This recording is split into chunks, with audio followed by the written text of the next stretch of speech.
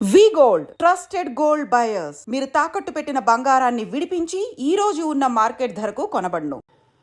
ఈరోజు నిన్న సాయంత్రం తెలంగాణ రాష్ట్రంలో మనం గతంలో ఎప్పుడు కూడా చూడలే. టీఆర్ఎస్ కాలంలోనే చూస్తున్నాం ఈ హత్య రాజకీయాలు. నిన్న మనం తెలంగాణ వచ్చి అభివృద్ధి చేసుకొని 4 కోట్ల మంది బతుకులు బాగు చేసుకుందాం అనుకున్నాం. కానీ గత 10 సంవత్సరాలుగా రాక్షస పాలన సాగిస్తూ వారు చేసిన దోపిడీ మీద ప్రశ్నించిన వారిని హత్య చేసే వరకు దిగజారిన రోజు నిన్నటి రోజు. నిన్న నాగవెల్లి రాజలింగం మూర్తి అనే సామాజిక కార్యకర్త క్రూరంగా హత్య చేయబడడం, అది కూడా సాయంకాలం వేట అందరూ చూస్తుండగానే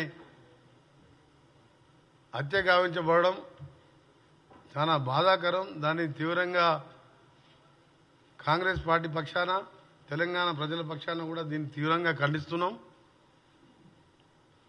ఇతని కేసు మీకు తెలుసు, 35,000 నుంచి 35,000లో అయిపోయే కాళేశ్వరం ప్రాజెక్టుని 1,35,000 కోట్లకు పెంచి దోసుకున్న దాని మీద ఆయన కోర్టులో ఫైట్ చేస్తున్న సంగతి మీ అందరికీ కూడా తెలిసిందే.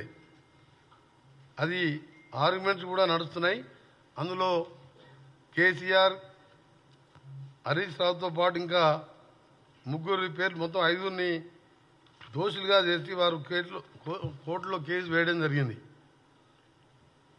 మేడిగడ్డ కుంగిపోతూ 1,00,000 కోట్ల ప్రజాధనం వృధా అయిందని చెప్పి అతను ఒక సామాజిక కార్యకర్తగా కేసు వేయడం, దాని మీద రెగ్యులర్గా వాదనలు నడుస్తుండడం, దానికి స్క్వాష్ చేయాలని కేసీఆర్ గారు కూడా కోర్టుకు వెళ్ళడం జరిగింది.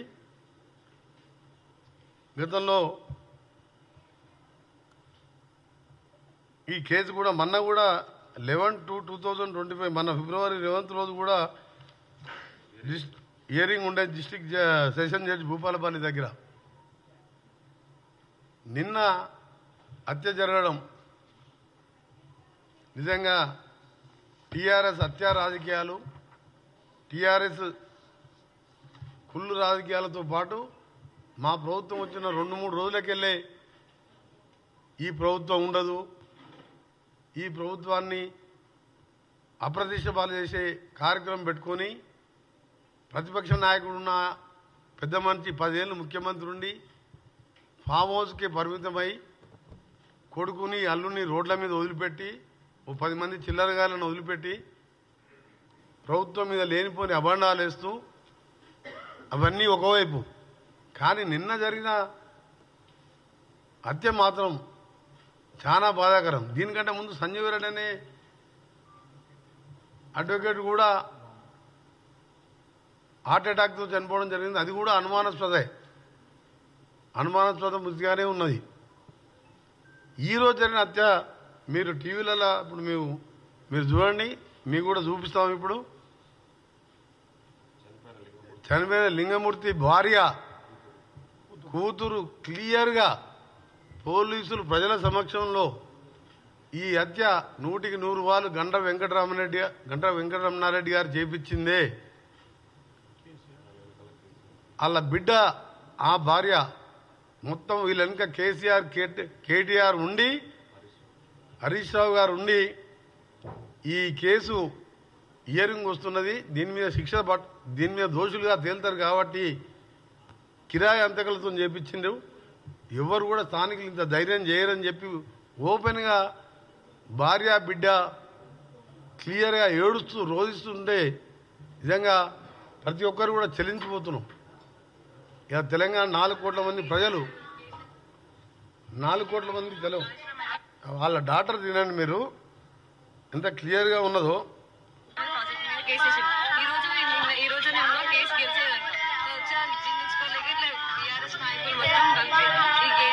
కేటీఆర్కి పెట్టిన వీధి నుంచి గంట నుంచి ఇక్కడ ఉండాలి, ఇక్కడ ఉన్న వాళ్ళకి సీన్ లేదు. వాళ్ళు ఇక్కడ పెట్టించి వాళ్ళంతా ఇట్లా చంపిస్తున్నారు. వాళ్ళు మాత్రం ఎంతకాలం వినిపించమంటారా మళ్ళీ వినిపించమంటారా? క్లారిటీ వచ్చిందా మళ్ళీ మీకు?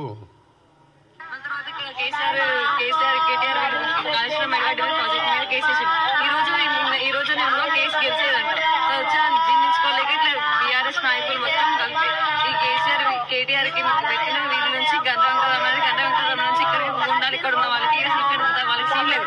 వాళ్ళు ఇక్కడ పెట్టించి వాళ్ళని వాళ్ళంతా ఇట్లా చంపిస్తుంటారు. వాళ్ళు మాత్రం ఎంతకాలం కేసీఆర్ కేటీఆర్ హరీష్ రావు వీళ్ళ మీద కేసు వేసినందుకు కక్ష కట్టి కార్యక్రమం చేసిందని చెప్పి ఆ అమ్మాయి క్లియర్ కట్గా చెప్తున్న విషయం. సామాజిక కార్యకర్తకు ఎవరు ఉంటారు ఆయనకు శత్రువులు చెప్పండి మీరు? ఆయన ప్రజాధనం 1,00,000 కోట్లు దోసుక తిన్నారని చెప్పి కోర్టులో సీరియస్గా ఫైట్ చేస్తుండ్రు. ఇంత అన్యాయంగా ఎక్కడ చూడలే. అదొక టీఆర్ఎస్ పార్టీకే. ఆ రోజుల్లో